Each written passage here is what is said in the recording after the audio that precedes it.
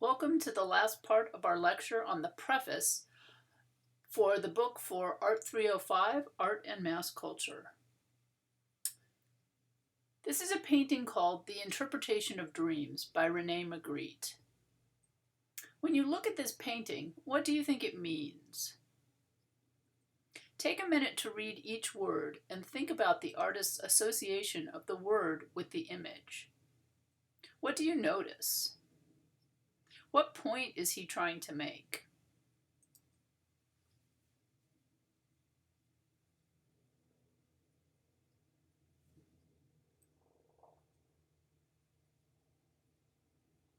Let's continue to look at some of the theoreticians Dr. Brown mentions in the preface of her book. Ferdinand de Saussure is associated with the concept of the signified and the signifier. Swiss theorist Ferdinand de Saussure was a linguist. How do you pronounce this name? I encourage you to become familiar with pronouncing different names so you feel more comfortable saying them. And you can often find a link on YouTube which will walk you through how to say any name that you want to find. In the early decades of the 20th century, Saussure gave a series of seminars in Geneva that revolutionized the study of language and eventually affected all cultural studies. Saussure urged his students to study the structure of languages instead of the historical changes within or between linguistic systems. One of his most important points was that the relationship between a word, or signifier, and the object or concept to which it referred, the signified, is always culturally constructed, which is to say, always arbitrary.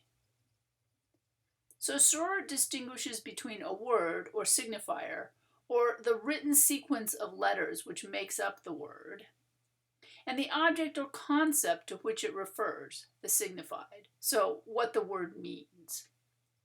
For Saussure, these are two separate things. When you take the signified, the object or the concept, and add it to the signifier, the written word made up of letters, you end up with the sign, or the concept as we conceive of it.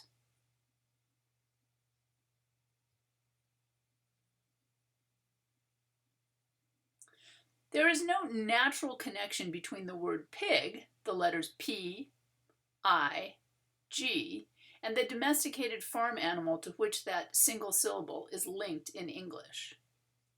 In his seminars, Saussure initiated the parallel fields of semiology, or the study of signs, and structuralism, the study of the relationships of cultural components within and between cultures.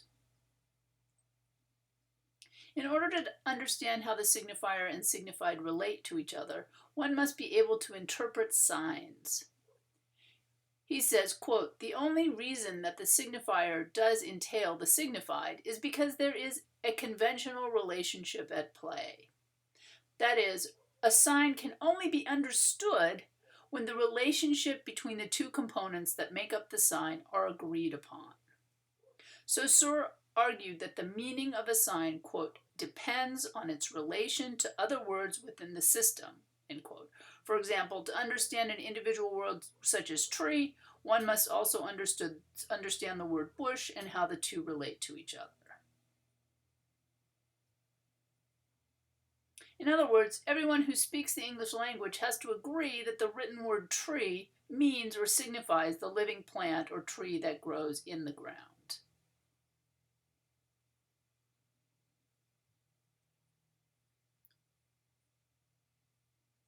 Now, look at Magritte's painting again. Do you have a new understanding of what Magritte might be referring to in this painting?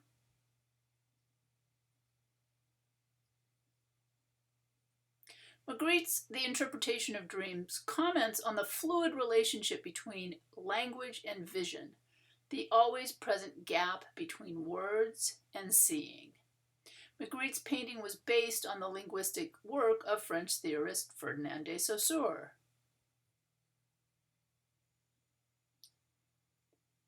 And you can find this on the MoMA website, but they comment This work belongs to a series of paintings in which Magritte paired words and images using the format of a child's reading primer. Misnaming objects was one of Magritte's key strategies for making familiar things look unfamiliar and also for reminding us that pictures of things are not the same as the things themselves. Here, a learning tool becomes an instrument of confusion. Only the valise in the lower right corner is paired with its correct word. What is a valise? A small traveling bag or a suitcase. This is one instance of normalcy, I think, reinforces the disjunctive character of the other pairings. But at the same time, each one of these pairings challenges the logic that makes us see the association between the word valise with the picture of the valise as somehow natural or correct.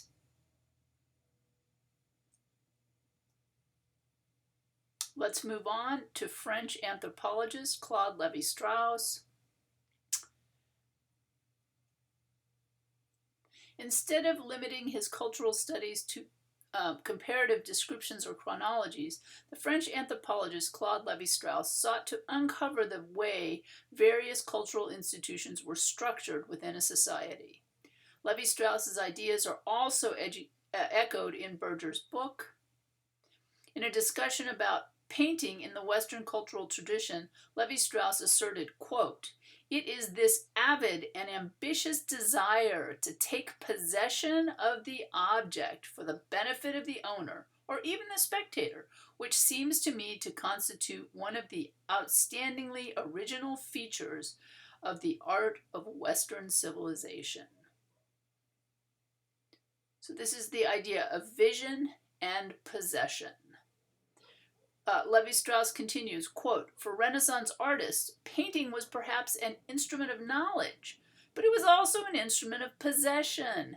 And we must not forget, when we were dealing with Renaissance paintings, that it was only possible because of the immense fortunes which were being amassed in Florence and elsewhere." So, as we know in our world today, rich people are able to procure things. Rich Italian merchants looked upon painters as agents who allowed them to confirm their possession of all that was beautiful and desirable in the world. The pictures in a Florentine palace represent a kind of microcosm in which the proprietor, thanks to his artists, has recreated within easy reach and in as real a form as possible all those features of the world to which he was attached. So artists function to reinforce the power of rich patrons by providing the patrons with ownership of all of the objects and people that they painted. The patrons felt that they, quote, owned all of the objects in the paintings that they could see. All right, we're going to move on to a new topic, that of binary opposition. Following Saussure, many cultural theorists have asserted that all cultural products, from art to language to value systems, are human constructions rather than quote-unquote natural forms. Many such cultural products are based on conceptual contrasts that might be termed binary oppositions. Several theorists have challenged the validity and universality of such oppositions. Some of the greatest challenges have come from French philosophers Jacques Derrida and Helene Sisu. Both Derrida and Sisu were identified as outsiders, persecuted because of their Jewish heritage, and stigmatized for their North African origins. Born in 1930 and 1938 respectively, both grew up during World War II. They began to examine the philosophical foundations that allowed the war and the Holocaust to occur. What could lead to such atrocities? They began to suspect that fixed structures in Western thought led some people to objectify and devalue others. Such fixed cultural categories may have led to the thinking that made the Holocaust possible. By the 1960s, both philosophers were analyzing the fixed structures of binary oppositions. While examining what binary oppositions were and how they played out, these philosophers began to dismantle such concepts in their writing and teaching. Binary opposition. A binary opposition is a pair of terms that have been historically linked in Western culture. The members of the pair have been considered absolutes, like black and white, with no gray in between. Some of the key binary oppositions are male and female, self and other, culture and nature, good and evil, heaven and hell, and mind and body. Historically, while one member of the pair has been valued, the other has been devalued. White has been seen as good and pure, with black symbolizing evil. The privileged member of the pair has been constructed as primary and central. The devalued member has been marginalized. Furthermore, the members of the pair have been seen in conflict. The authors of the biblical book Genesis inscribed the nature-culture binary opposition as human domination of animals. Today, the continuing impact of the culture-nature opposition can be seen in the congressional debates about the conflicts between business, the culture of capitalism, and the environment. One of the first things President Biden did when he assumed office was to stop the building of the Keystone XL pipeline that was to carry oil from Canada to Texas. Biden did this to support climate control and to prevent the destruction of the environment. Post-structuralist thinkers like Derrida, Sisu, and other theorists urge us to think beyond the stereotyping limitations of binary oppositions. Sisu cautions us about the violence embodied in the slash that separates the members of the pair. Derrida argues that there is a falsity inherent in all binary thought. He urges us to analyze and deconstruct the binary thinking that forms the foundation for so much Western thought. American critic Craig Owen agrees, writing, quote, "The critique of binaryism is sometimes dismissed as intellectual fashion. It is, however, an intellectual imperative, since the hierarchical opposition of marked and unmarked terms is the dominant form both of representing difference and justifying its subordination in our society." What we must learn then is how to conceive difference without opposition. So can we sit with something being different without the two being in opposition to each other? All right, let's move on to Frederick Jameson and his reinterpretation of Marxism and his idea of reification. Turning his critical eye to popular films as well as grand literature and music video, as well as politics, Professor Frederick Jameson has transcended the traditional intellectual focus on high or elite cultural manifestations. His more inclusive purview has allowed him to see similar cultural processes operating in radically different cultural products.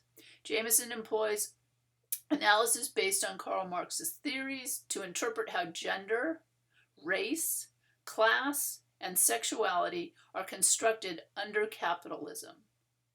He particularly focuses on commodification and what Marx called reification, or the transformation of a human or a human product into a thing. So how does this apply to fine art with its distinctions between high art and low art? Historically, one of the cultural products most often subject to binary opposition thinking has been art. Especially since the founding of art academies in the 17th century Western Europe, the term fine art has been used to distinguish what are considered high cultural productions from what are considered low cultural products. The focus in the French Royal Academy on fine art was on the high arts of painting, drawing, and sculpture.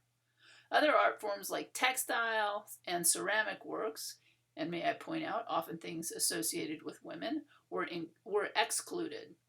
Even today, fabric and clay pieces are often called crafts, not art. In the mid-19th century, when photography was invented, there was a furious debate about whether or not it was an art form, and that debate remains unresolved in many people's minds even today. All right, so let's look at pop art. Art museums and galleries, as well as art history texts, have traditionally focused on the fine arts.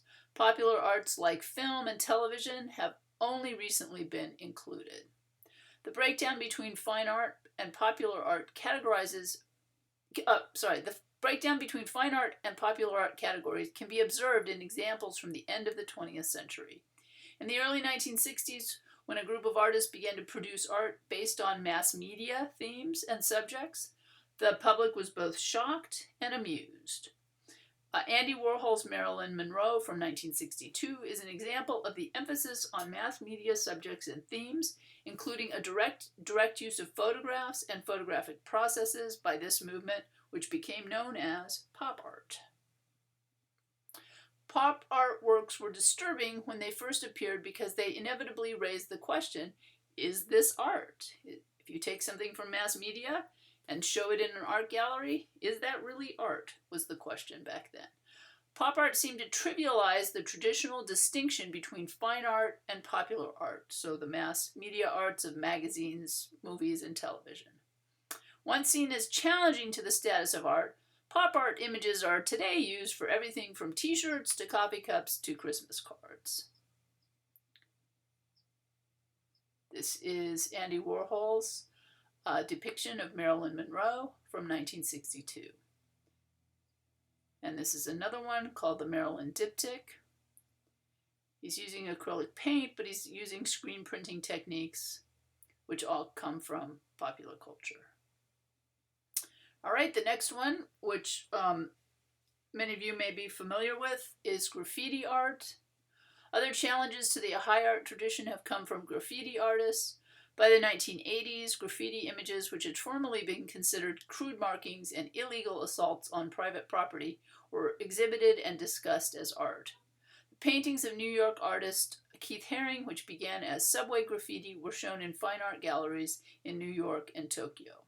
A Haring image was used on the cover of Vanity Fair magazine, and Absolute Vodka commissioned him to design one of their art-based ads. This is from 1986, from the artist Keith Haring. Judy, Chicago, The Dinner Party. The end of the 20th century witnessed widespread links between the mass media and fine art. Feminist artist Judy Chicago's 1979 Dinner Party, for example, used mass media publicity as an integral part of its purpose, celebrating and reclaiming the neglected history of women's cultural achievements. And here's her massive art installation called The Dinner Party. Earth artist Christo's Surrounded Islands project encircled a dozen islands in Florida with huge glowing sheets of pink nylon. Except for a small number of people who came out in airplanes and boats, this work could only be seen on television or in magazine photographs. Today, obviously on the internet. In this case, the mass media did not just provide publicity for the artwork, the mass media were integral parts of the artwork. Here it is.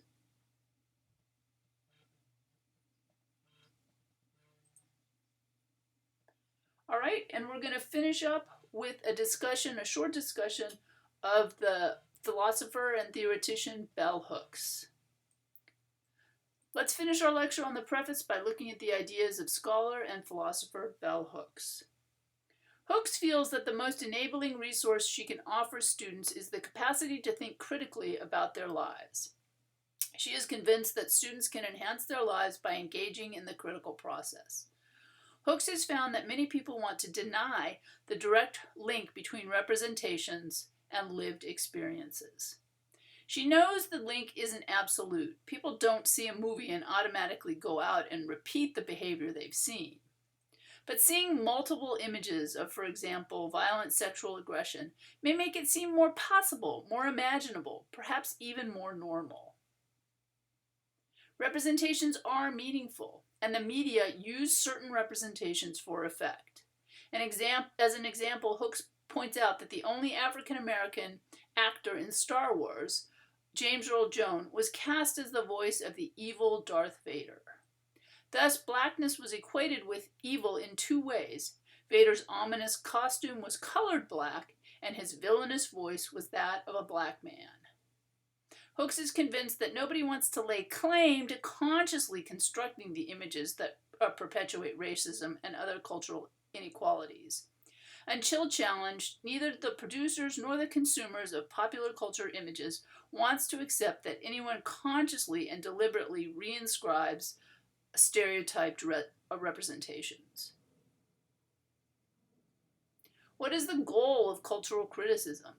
It's not freeing ourselves from representations. We can no more avoid mass media images than fish can avoid water. According to bell hooks, the goal is to become enlightened witnesses when we view or consume representations, to become critically vigilant about both what is being shown and how we respond to what we see. Hooks does not support any form of censorship. Instead, she advocates a proactive sense of agency that requires of all of us a greater level of cultural literacy.